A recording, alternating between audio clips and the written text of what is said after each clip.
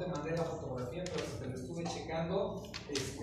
¿Quién te está haciendo ese cronotoracodiagnóstico? ¿El criminalista o el médico? El criminalista. Ese libro que te voy a decir es de Trillas, no es por Huestrillas. Ahorita te doy la bibliografía completa. Se llama Tanatología Forense. Te van a dar hasta los cálculos de cómo se hace el cronotanatodiagnóstico y te dicen un parrafito textual, se mencionaba a mi secretaria por el comentario que me hiciste. Para los médicos es muy complicado establecer el cronotanatodiagnóstico porque para el enfriamiento se utilizan las siguientes fórmulas y te lo va dando por fórmulas. Para las dividencias y te lo va dando por fórmulas. Para el peso y te lo dan por fórmulas. Yo a mi secretaria le digo, mira, y ellos se los quiere hacer un criminalista que nada más dice, pues es que la mano que toca tiene más o menos, porque es muy complicado hacer un cronotanatodiagnóstico. No, es un médico. No, es un médico, pero por ejemplo, me refiero a esto. Te tienen que tomar la temperatura. Pero ¿dónde te tienen que tomar la temperatura? No de la boca, no de las axilas, sino tiene que ser viana. Y es con un termómetro especial de aproximadamente 30 centímetros para que entre el termómetro hasta el fondo y se vea la temperatura corporal. Pues al exterior es evidente que las condiciones climatológicas van afectando y bajando de mayor forma la temperatura que hasta el interior del cuerpo. La rigidez cadavérica entonces sí empieza por los maceteros y varios midiendo hacia abajo, pero está sometida a las condiciones climatológicas del momento y por tanto se tienen que reproducir. O sea, es un rollo. Sí se pueden hacer a través del cálculo, hay distintas fórmulas, hay distintas variantes, incluso en Vargas Alvarado viene, pero nada más viene la del enfriamiento con la fórmula que comentábamos hace un momento. Hay otras fórmulas que vienen en que te voy a decir ahorita de Ariano. Se llama Tanatología Forense, es un excelente médico, excelente, es del Instituto de Ciencias Forenses y yo creo que está mucho más actualizado. En breve va a salir otro libro del doctor Takahashi con Susano Macario Pompeyo y otro médico que no recuerdo ahorita el nombre, que va a estar excelente, pero todavía no lo publica. O sea, pero ya está anunciado en la librería. Si quieres cosas de medicina forense, te recomiendo algo donde puedes ir a comprar lo mejor que hay y lo más actualizado. Es una librería que está ahí por el centro médico que se llama La Leo. Puedes buscarlo así por internet, librería La Leo, y todo lo que quieras de medicina forense, criminalística y todo lo demás, te lo vende esa librería. O sea, es especializada en todo lo médico y derivado de ello todo lo forense, evidentemente, ¿no? Lo que quieras lo vas a encontrar ahí. Ahorita te sigo explicando si eres al final de la clase. Bien. Nosotros ya hablamos del alegato de apertura. Hoy leía un libro que verdaderamente hay veces que uno no sabe ni las tonterías que compra. Bueno, es un libro que lo compré hace como 10 años, pero estaba leyendo algo que decía. Fíjense, a ver si lo han escuchado. La estrategia de la defensa en la etapa de juicio oral. El alegato de apertura tiene que ser algo temático o histórico. Debe de establecerle al juez cuáles son las bases que la defensa va a utilizar para llegar a sus conclusiones.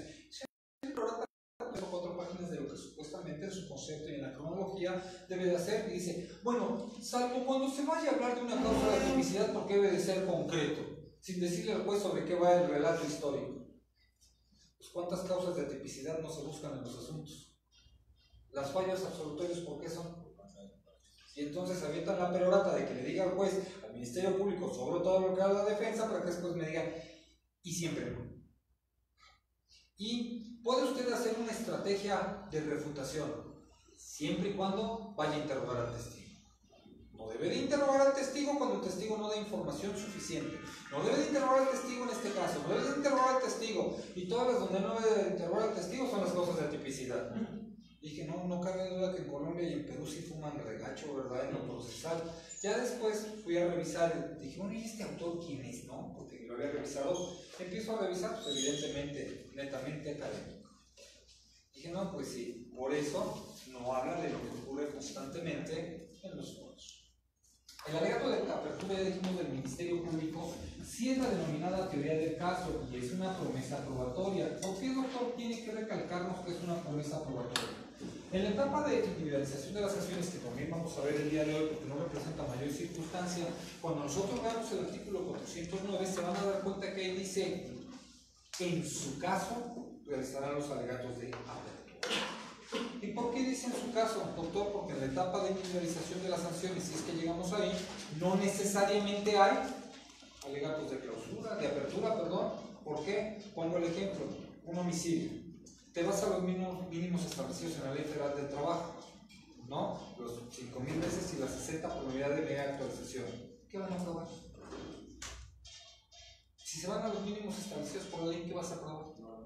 Pues nada. Entonces, ¿para qué habría? Porque son los mínimos establecidos en la ley. ¿Por qué habría alegato de apertura? Si te vas a ir a los mínimos establecidos en la ley, para que me quedan porque pusieron carita de váyanse al 409 y sigo aquí. Otra de las cosas, para que te adquieras horas sustitutivos en la reforma del Código Penal de la Ciudad de México, pagas la reparación integral y en una sola exhibición. Si no la pagas en una sola exhibición, no hay sustitutivo. O sea, antes se podía pagar en parcialidades en un máximo de 1 año, ¿cierto o no? Ahorita tiene que ser en una sola exhibición y es reparación integral. No habla de la reparación del daño del Código Penal. Me explico para los que no lo han visto. Los códigos penales traen una reparación que usualmente son indemnizaciones y cuestiones por el estilo. Sin embargo, la Ley General de Atención a Víctimas trae ese mismo concepto de reparación, porque se habla de reparación integral. Y entonces puedo condenarte por los conceptos del Código Penal y puedo condenarte por los conceptos de la Ley General de Atención a Víctimas por responder a cuestiones distintas. Puedo condenarte aquí por 300,000 y aquí te puedo condenar por 5 millones, por separado, y son perfectamente válidas. Más adelante lo vemos. 409, por favor.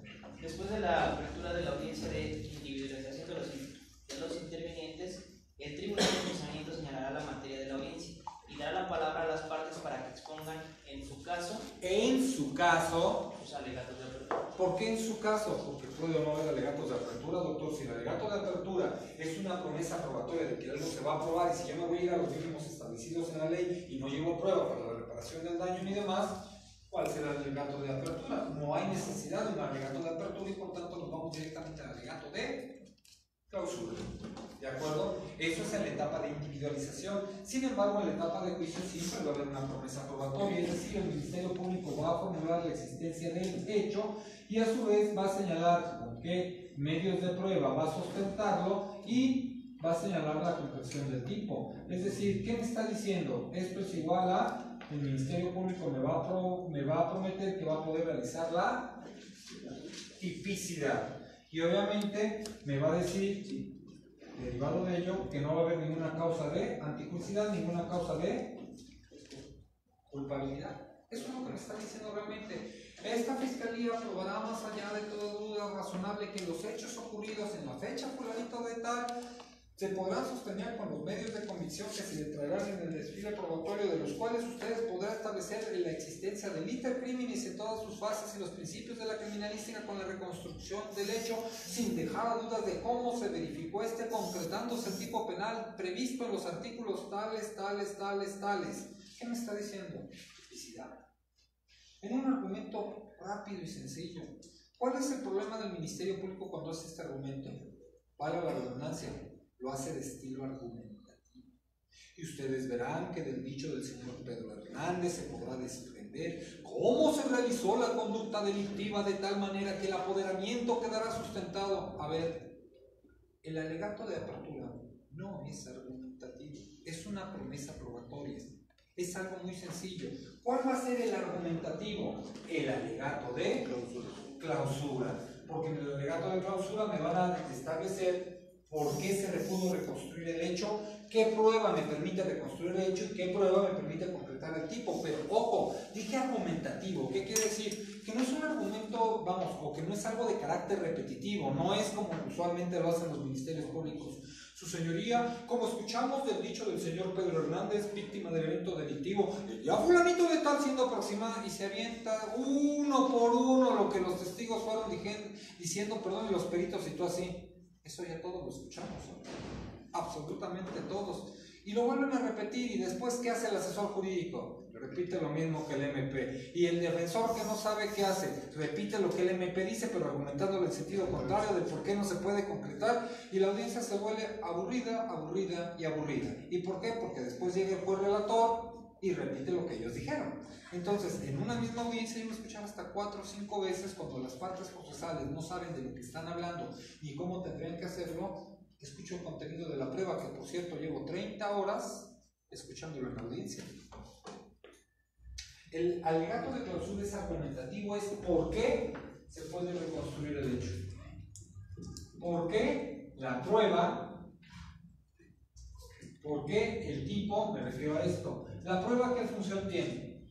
Reconstruir el hecho, porque la prueba tiene un contenido material que puede ser cierto o falso o probable. Entonces, en esos términos, la prueba, el contenido de la prueba, ¿de dónde viene? Del mundo del ser o del deber ser.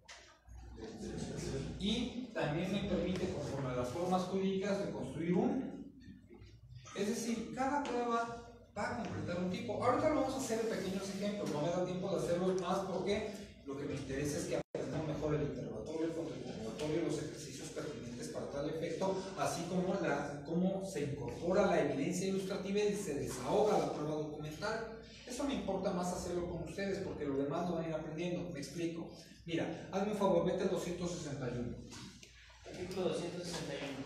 Al que prive de la vida a otro. Privar de la vida, ¿me lo da el derecho o me lo da la Ley General de Salud? Me dejó cerrada la puerta la ocasión anterior. Me dijo, sí puede ir, pero cerró la puerta. Qué gandalla, y 3 de la mañana y yo tocando. Pero hay un Dios, fíjate, ¿eh? Vas a tener un novio, o vas a tener un novio como yo para que se te quite. Fíjense, privar de la vida a otro. ¿Eso me lo dice el Código Penal que es privar? ¿O me lo dirá el médico cuando una persona tenía vida y a consecuencia de algún acto cesaron las funciones vitales? Fíjense cómo el verbo privar de la vida, o sea, ya completo, privar de la vida, no me da ningún significado. Es la medicina quien me dice quién tiene vida. Es la medicina quien me dice cuándo ha cesado la vida. ¿Sí me explicó? Los tipos penales son conceptos y como conceptos no tienen contenido. ¿Quién les da el contenido al tipo penal? El tipo penal son conceptos. Por eso decía, no me acuerdo si me lo dijeron aquí en Ana, me lo dijeron, pero focosamente, ¿por qué los jueces tienen diccionario en sus oficinas o tenían en el sistema anterior? Porque si estoy hablando de conceptos, tengo que ver qué diablo significa el concepto para ver cómo se podría completar el tipo. ¿Sí me explicó? Ahora bien, si eso resulta ser cierto, la prueba entonces debe de tener una estructura, porque no todo me sirve para lo mismo y no toda la información que me va a dar el Ministerio Público puede concretar todos y cada uno de los conceptos. Tal vez tal prueba me concrete tal cosa, como hablábamos del remotanato diagnóstico. En el caso en concreto, que estaba en algún momento con mi amigo, pues al parecer en el hecho que él me platicaba, pues nadie vio quién mató a la persona. Sin embargo, ¿qué hace la Procuraduría? Ve a la medicina, el criminalística saca de medicina un dato y dice atento al enfriamiento, tanto esto, dice esta persona tiene, dado el enfriamiento y los rasgos cadavéricos que observo, una temporalidad de haber muerto de tal hora a tal hora. Por tanto, a ver, nos retrotraemos. ¿Quién estuvo con él? Pues los testigos nada más dicen que él, entonces él lo mató. Y así lo sacan. Y la realidad es que ese cronotanto-diagnóstico es tan impreciso que puede ser, y otros 3.600 que estuvieron por ahí no necesariamente se indica. Todavía voy poniendo un ejemplo que eso pasa muy en la Procuraduría de la Ciudad de México en las condiciones actuales con los laboratorios de química, pero como los defensores piensan todavía estar en lo procesal y en lo sustantivo, no se dan cuenta de ello. Pongo un ejemplo simple y sencillo. Unas personas estuvieron tomando, nadie vio qué fue lo que pasó, pero a las 8 o 9 horas después encontraron a otra persona tirada, que es el que estaba tomando con él, tirada en X lugar cerca de donde estaban tomando y vieron un escurrimiento al parecer líquido hemático. Presentan a los peritos en materia de química, hacen el levantamiento en vegetales, es decir, en la hierba que se encontraba en el lugar, y dice los peritos en química, y así van a declararlo. Bueno, habiendo realizado la prueba de fenolftaleína reducida o también de Kastle-Meyer, se pudo determinar que las manchas rojas que se encontraron en el vegetal que me fue llevado al laboratorio se trata de sangre. ¿Algo más? No, es todo, señor juez, gracias. Dice el MP, ¿ya vio cómo sigue la sangre del occiso? No, a ver, espérame. Te dijo que era sangre. ¿De quién? No sabemos. Porque la prueba de Kastle-Meyer o de fenolftaleína reducida solamente verifica la existencia de esta para determinar su origen y demás. ¿Qué es lo que tengo? Por ejemplo, la inmunoféresis, que es la inmunocromatografía en placa. Eso no lo saben preguntar los abogados. Los reactivos de los laboratorios de la Procuraduría General de Justicia de la Ciudad de México no están validados, por eso no las hacen. desde hace más de un año no están presentando ninguna prueba de inmunoféresis o inmunocromatografía en placa para determinar que se trata de sangre humana. Solamente te presenta la Kastle-Meyer, que es la de fenolftaleína reducida, que te dice, ¿es sangre, es humana o es animal? Pero como el abogado no sabe, nunca pregunta, ¿no? Porque hay pruebas para identificar, hay pruebas de orientación, de identificación, determinación de grupo sanguíneo y de ADN. Pero ni están haciendo ni la segunda, ni las terceras, ni las cuartas. Nadie se los pregunta. Tan sencillo que en un contrainterrogatorio, ahorita que lo veamos, sería tan sencillo como preguntar: perito fulanito de tal, ¿es cierto que usted realizó la prueba de fenolftaleína reducida de Kastle-Meyer? ¿Cierto? ¿Cierto? ¿Es cierto que es una prueba solamente orientativa? ¿Cierto? ¿Cierto? ¿Es cierto que determina la presencia de sangre? ¿Cierto? Sí. ¿Es cierto que esto lo hace por la hemoglobina y demás en la oxidación? ¿Cierto? Sí, es cierto que lo hace por las peroxidasas que se oxidan, ¿cierto? Es cierto que arroja un color rosa brillante, ¿cierto? ¿Cierto? Es cierto que esta prueba no permite determinar que sea sangre humana, ¿cierto? ¿Cierto? No permite determinarlo. Muchas gracias, con permiso. Sí hay manchas, sí hay máculas, sí hay sangre. ¿De quién? ¿De quién es esa sangre? Y entonces, ¿qué les dicen? No, es que esa huellita de sangre llegaba hasta el cuerpo, entonces es del oxiso. Y resulta que eso es falso. Por lo menos no es cierto científicamente hablando. Cuando les preguntan ustedes a los peritos, por ejemplo, de química, oye, ¿por qué no están haciendo las otras pruebas? ¿Quiere que diga la verdad? Sí, porque al validar los reactivos, ¿qué creen? Nos daban el 61% de confiabilidad los que teníamos, así que confiables no son, porque para que sean confiables deben dar más arriba del 80 al 90%, nos dan el 60%. Si nosotros se lo seguíamos presentando, los defensores que empezaron a saber esto, entonces empezaron a investigar acerca de la confiabilidad, y la respuesta entonces que se les caía la pericia en materia de química, ¿no? Mejor nos dejamos de presentar, y si no nos preguntan, pues ya lo hicimos. Eso tiene que ver, doctor, con la certificación. Así es, así es. Eso tiene que ver con todas las certificaciones de los laboratorios, que al no tener esto, pues no pueden hacer las demás pruebas. Y revisen, los invito a que revisen todos los homicidios que tienen donde hacen las pruebas en materia de química en la Ciudad de México, y se van a dar cuenta que lo único que le están entregando ahí es la prueba de Kastle-Meyer o fenolftaleína reducida, las peroxidasas. Y nada más. ¿Por qué no te entregan las otras? Pues porque no tienen cómo validar.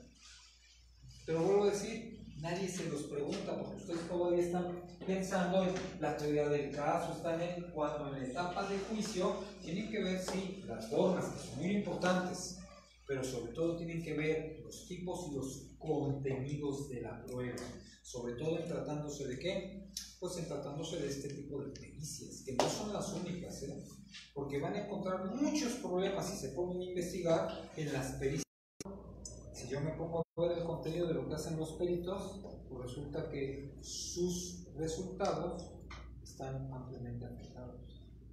Pero como nadie sabe cómo se tienen que hacer, solamente les preguntan ¿qué? Las conclusiones. Y ellos dicen, sí, yo aprecié lo siguiente. Pero cuando ves cómo debieron de haberse hecho, como dice la Asociación de Psiquiatría, la Asociación Americana en relación a todo este tipo de circunstancias, se van a dar cuenta de algo, ¿qué? No dice que se hagan así. Oiga, no lo entiendo.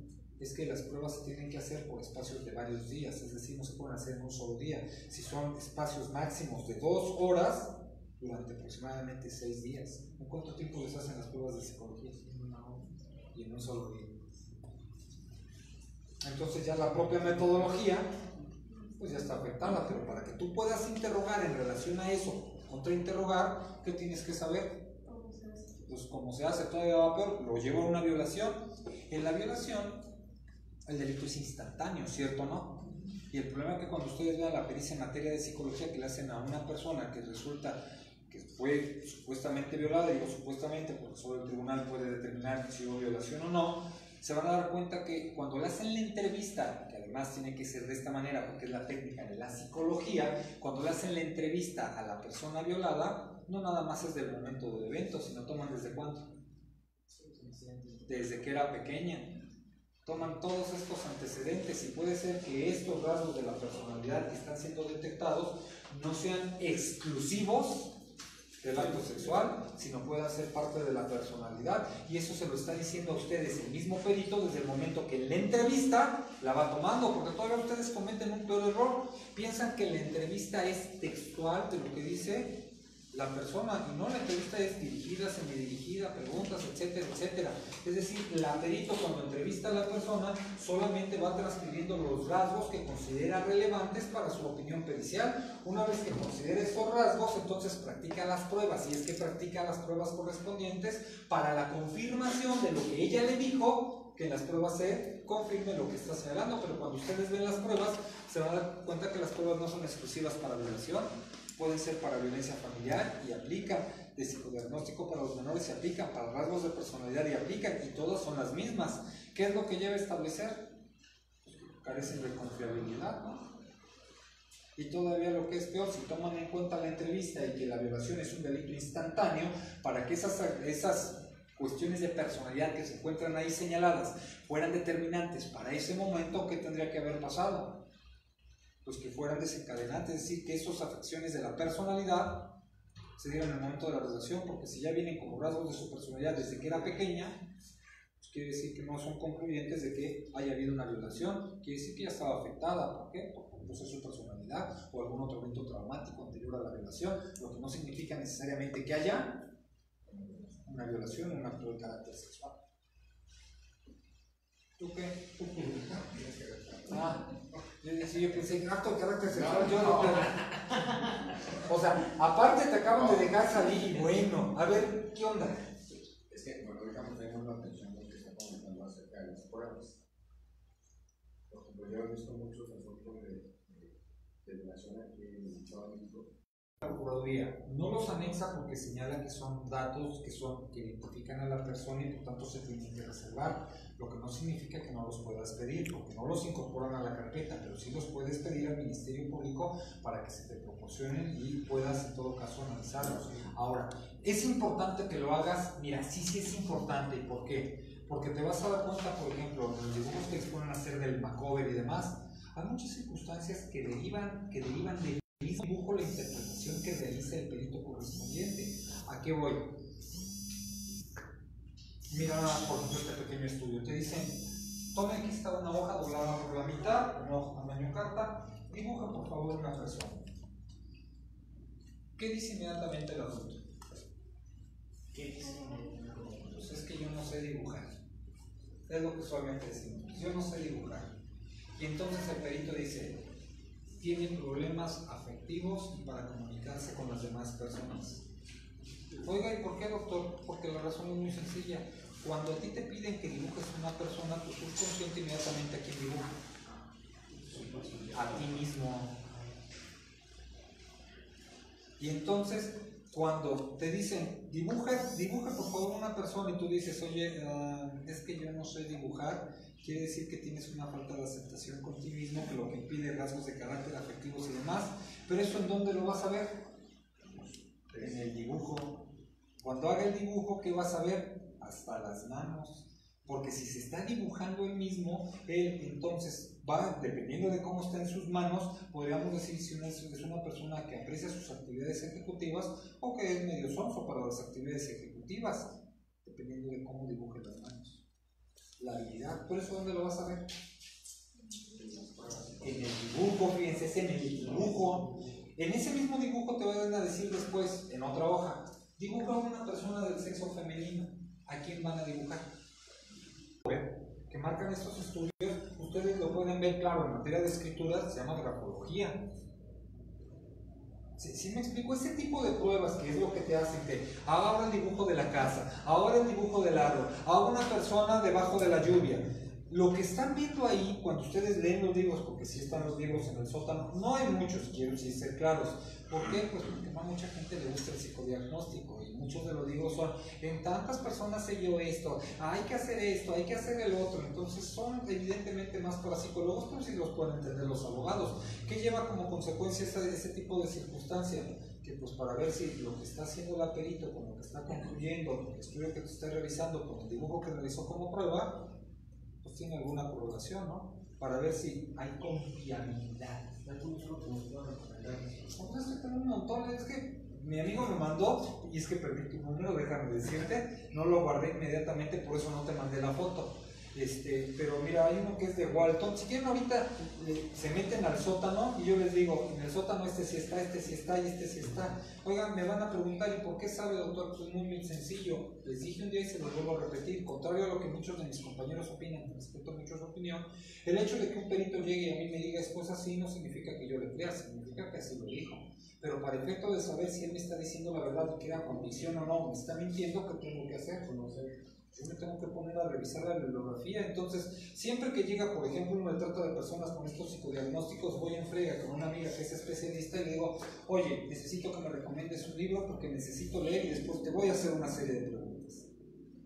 Entonces ya llega, me compro mis libros, ya los leo, llego con mi amiga y le digo, oye, ¿sabes qué? Tengo una duda por esto. Mira, pasa esto en el juicio así, yo acabo de leer esto. Mi interpretación es la siguiente, ¿estás o no de acuerdo conmigo? O dime qué me falta para, pues, no decir tonterías, ¿no? O sea, gracias a Dios, porque me recomienda también mucha bibliografía ella, me dice, ¿sabes qué? Tienes razón.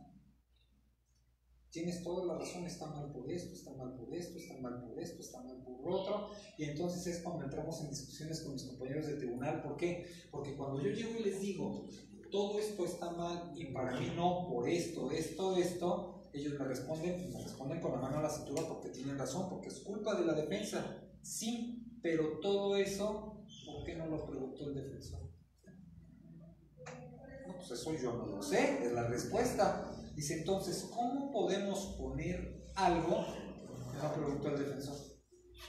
Porque esa información no se generó. Incluso les voy a platicar una andanza que, bueno, esto fue una tontería de la Defensoría de allá de Santa Marta, Catitla.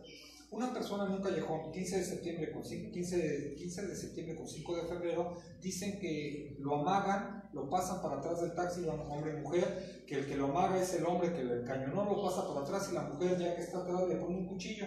Empiezan a circular, se meten por una calle Arcángel X, llegan a una calle Puente X y de pronto ven una patrulla, que era las 11 de la noche, y al verlos les echa la sirena, les marca el alto porque venían en sentido contrario. Estos sujetos se dan vuelta sobre una calle, se van a una calle que se rosa X, donde pasan un tope, la patrulla llega, les pega en la parte de atrás, el sujeto que va manejando para el carro, se echa a correr y como a 40-50 metros se mete en una casa donde cierra la puerta. La mujer trata de bajarse, no se puede bajar, la detienen y le encuentran un teléfono celular que era de la víctima. La víctima dice, pues es que me acaban de amagar, me robaron, y entonces dice el Ministerio Público, secuestro express con la finalidad de cometer o el propósito de cometer el delito de robo. Pero entonces cuando todo esto está pasando, yo dije, a ver, espérame. Me meto a Google Maps y si los callejones se hacían colindancia donde ellos decían hiciera la colonia. De donde fue el robo hasta donde los detuvo la patrulla, con el Google Maps ya ven que se puede medir la distancia, 700 metros. O sea, no era ni un kilómetro. La víctima dice que estuvo privado de su libertad entre 25 y 30 minutos a partir de que lo amagaron y la pasaron a la parte de atrás. Circunstancia que cuando yo veo que recorrieron 700 metros, la respuesta es... Pues eso no puede ser. Puede ser que él haya pensado que han sido 3 horas, ¿eh? ¿Por qué? Por la misma zozobra, por las mismas condiciones y demás. Pero yo veo que fueron 700 metros y que se fueron a la calle donde ellos vivían. Mi pregunta es, ¿para qué se llevaron el carro? ¿Se querían robar el carro? ¿Robo con ánimo de apropiación? ¿O se querían ir a su casa a bordo del carro? ¿O es robo de uso? Porque si es robo de uso, ¿podrá ser privación? Y entonces, el teléfono sí se lo tenía ella, ese sí era robo, y del vehículo, primero tendríamos que ver, porque yo sé que hay jurisprudencia que dice que desde que la persona se sienta en el asiento del conductor y comienza a manejar es un robo, pero el robo puede ser con ánimo de apropiación o con robo de...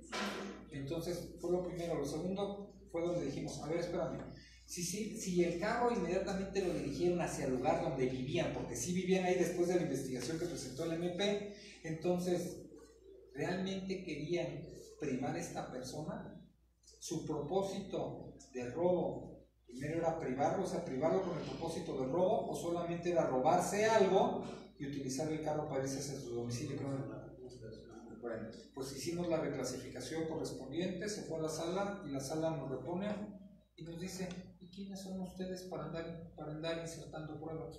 Si la defensa no investigó lo que Google Maps ustedes dijeron y que además sí es cierto, entonces usted no lo puede tomar en cuenta. La defensa fue quien debió de haber sacado los 700 metros y debió de haber sacado esa información. Como no lo hizo la defensa y lo hizo el Tribunal de Enjuiciamiento, se repone y lo van a dejar por privación de la libertad.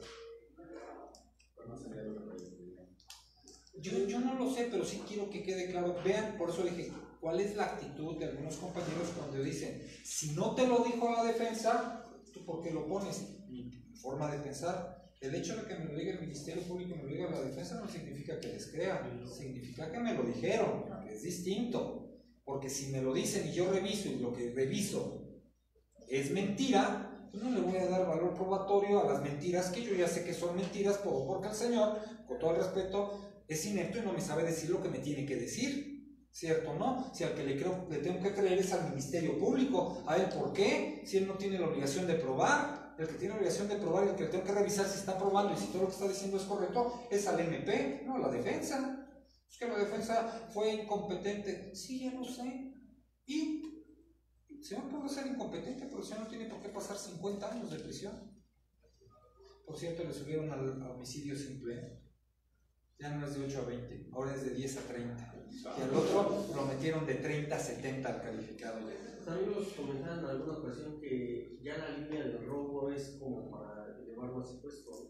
Pues el problema es que, mira, la línea de la jurisprudencia solamente había un tribunal colegiado de circuito allá en lo que es Chihuahua, mi amigo Hernández Cimental, donde él decía, a ver, es que hay que ver cuál es el propósito. Es decir, no basta con privar a una persona. ¿Cuál es el propósito que pretendía al privarla de la libertad? No, pues cometer un delito de robo. Bueno, vamos a ver si ese delito, esa privación de la libertad, es para posibilitarse el robo o está a la inversa. Me explico. Resulta que el señor va caminando aquí en la calle. De repente yo con una pistola y gorda con su pinche madre, camino y de vuelta a la izquierda. El señor da vuelta a la izquierda, llegamos a la esquina y da vuelta aquí a la izquierda, cabrón. Y ahí hay un puestecito abandonado, donde llego y lo meto en el puestecito prácticamente ahí, dame todo lo que traigo, su puta madre, ya me entrega las cosas. Paz. Si dice algo me voy. ¿Sí lo privé de su libertad? ¿Por qué él iba caminando y no iba para allá? Sin embargo, ¿por qué lo privé de la libertad? Para robarlo, ¿cierto o no? Porque si lo hacía sobre la avenida principal donde constantemente están pasando las patrullas, ¿qué podía pasar? Pues me podían descubrir. Por eso me lo su finalidad, ¿realmente lo quería privar? ¿O esta privación fue porque se quería posibilitar el robo? Era parte del iter criminis, pero del robo. Nosotros decíamos, sí. Sin embargo, ahorita Chihuahua, que era la única que lo tenía, y dice, basta cualquier privación de la libertad momentánea para que se actualice el delito de secuestro. Pues entonces cuando yo le estoy privando, aunque sea momentáneo, por 70, cuando nosotros les decíamos que hay una circunstancia adicional, todavía está peor, porque cuando nosotros lo argumentamos, todas las salas nos lo echamos por abajo de la Ciudad de México. Los propósitos. Los propósitos son elementos de carácter subjetivos específicos, que lo subjetivo no se puede probar de manera directa. Es decir, cuando el señor llega y le da 25 balazos al caballero, no podemos ver un grifo que salga de su cabeza que quiera decir, lo quiero matar a este hijo de la chingada. Eso no lo puedo saber. ¿Y por qué lo sabe? Porque trae una Pietro Beretta con 15 en cargador, 1 en recámara, son 16, pero le metió 25. ¿Qué significó? Pues que la recargó y le volvió a disparar. ¿Qué quería hacer? Matarlo. O sea, ¿sí me explico? Un ejemplo sencillo. Me sacan de la fiesta, creo que se los había platicado, pero me sacan de la fiesta y me traen un arma. Ahora sí, hijos de su pinche madre, van a ver. Y en eso volteo y disparo hacia la paz, disparo. Y todos los testigos dicen, no, pues es que disparó hacia la fiesta, pero en la trayectoria del proyectil había una persona que es privada de la vida. Entonces la pregunta es, ¿tenía yo ánimo de privarlo de la vida? Es decir, ¿dolo directo o dolo eventual? ¿Se dan cuenta? Porque en el dolo directo, entonces, ¿qué tendría que haber? La intención de privar de la vida este señor que estuviera determinado, y por tanto, si es un dolo eventual, homicidio con dolo eventual, ¿habrá calificativas? Semana 5. Sujeto activo armado, pasivo inerme. No, doctor, porque las calificativas requieren ¿qué? ¿Cómo lo sé? Porque el señor nada más volteó y disparó. disparó así. ¿Qué quiere decir? Que la muerte de esta persona yo le infiero porque la intención, por el resultado, y advierto que su intención no era privarlo de la vida a él exclusivamente, sino era disparar, desgraciadamente, en la trayectoria del proyectil. ¿Quién se encontraba? Él. Y el sujeto sabía que al voltear y disparar hacia el loco podía ¿qué? Producir un resultado, y al disparar aceptaba el resultado que producía. ¿Qué resultado produjo? La muerte de una persona, pero como dolo eventual. ¿Sí me explicó? Todas esas circunstancias las que tendríamos que estar viendo desde el alegato de apertura. ¿Cuál es el problema? Que todavía se ciñen ustedes mucho de cómo desahogo la prueba de todo tipo penal que vas a presentar. Es decir, fíjense, voy a utilizar un homicidio calificado, pues por medios de convicción es muy rico material para que podamos trabajar y poner los ejemplos correspondientes. Se da la teoría del caso por un homicidio calificado. Pónganme ustedes sus hipótesis. Ahorita piensen sus hipótesis, no te das el rato el uso de la palabra.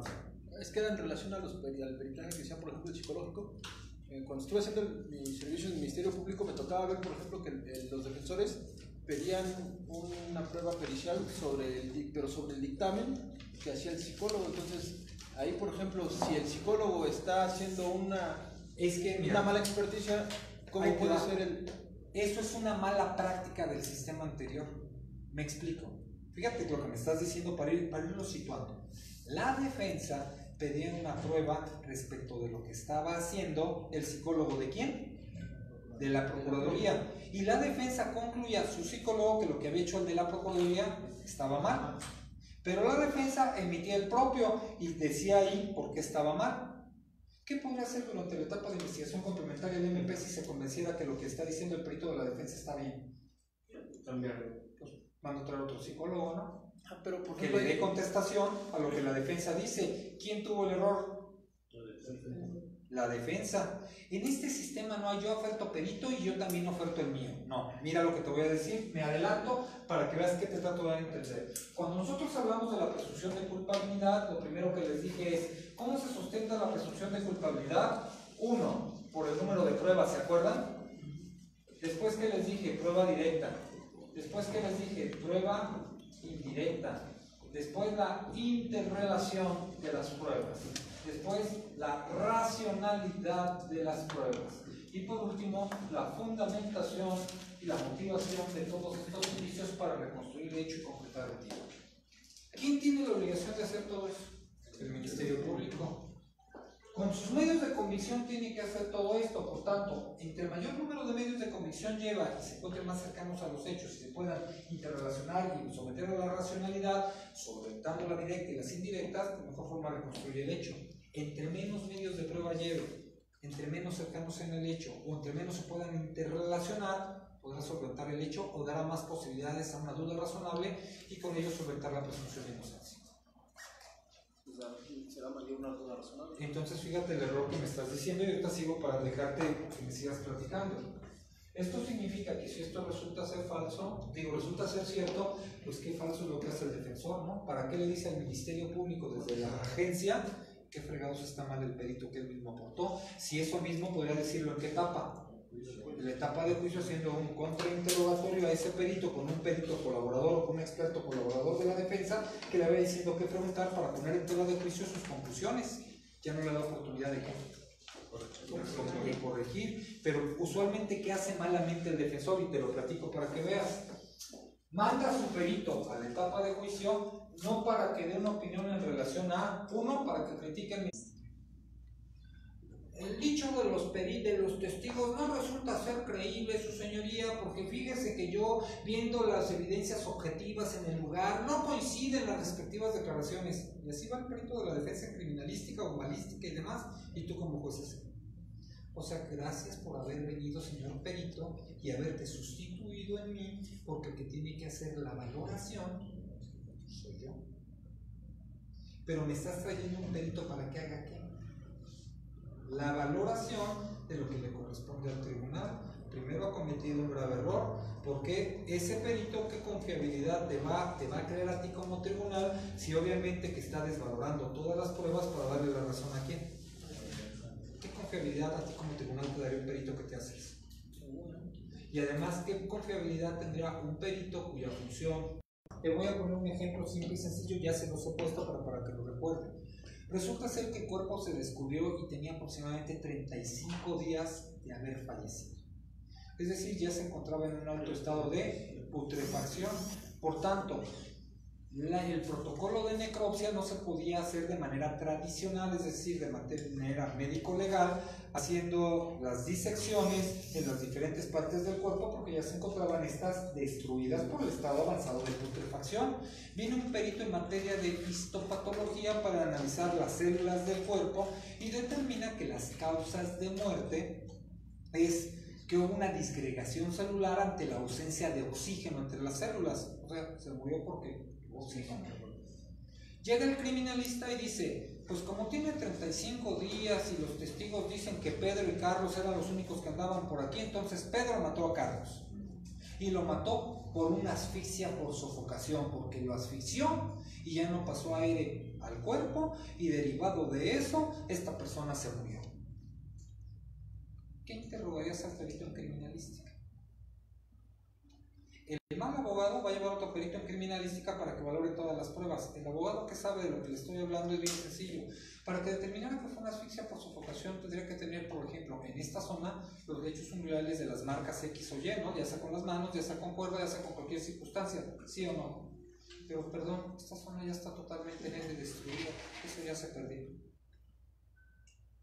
Si le dio un golpe en cabeza y derivado de eso hubo una infiltración hemática, amígdalas cerebrosas enclavadas y demás, pues puede tener un golpe en cabeza, pero no hay que ser pensado todo esto porque el cerebro ya está putrefacto, ya está en estado de liquefacción, ya no puedes determinar esta circunstancia de las amígdalas cerebrosas y que a causa de un golpe en cabeza fue eso, porque pudo ser que el sujeto anduviera muy borracho, que se cayera, le diera el mismo el fregadazo y ahí quedara, ¿cierto? ¿No? ¿Cuál de todas estas hipótesis es cierta? Todas son epistemológicamente, todas son igual de ciertas, pero igual de falsas. ¿Cuál de estas es cierta? Todas y ninguna, doctor. ¿Qué da como consecuencia? Que entonces no se pueda reconstruir la presunción de culpabilidad y entonces surge el concepto de duda. ¿Y yo cómo lo sé? Yo como abogado. Ni siquiera es que me ponga a analizar el dictamen en criminalística, yo ya sé que está mal, solamente basta con que vea cómo hicieron el protocolo de necropsia, en este caso por la histopatología, para darme cuenta que no sabemos más. ¿Qué es lo que pasa? Y te lo juro que tienes razón en lo que me estás diciendo. Hasta el día de hoy, porque no entienden esto los defensores, ellos presentan peritos. ¿Cierto o no? Llevo perito en criminalística. ¿Para qué? Para que reconstruya el hecho, pero si este no lo pudo construir en la y era más que obvio. ¿Tú para qué traiste el perito? Para enseñarle al señor juez cómo no pudo haber sido el hecho como dicen los testigos. Sí, o sea, sí, que bueno, está bien, pero el que tiene que construir la acusación es él. Si la acusación no se puede construir porque están mal sus periciales, testimoniales, etcétera, etcétera, ¿tú qué tienes que probar?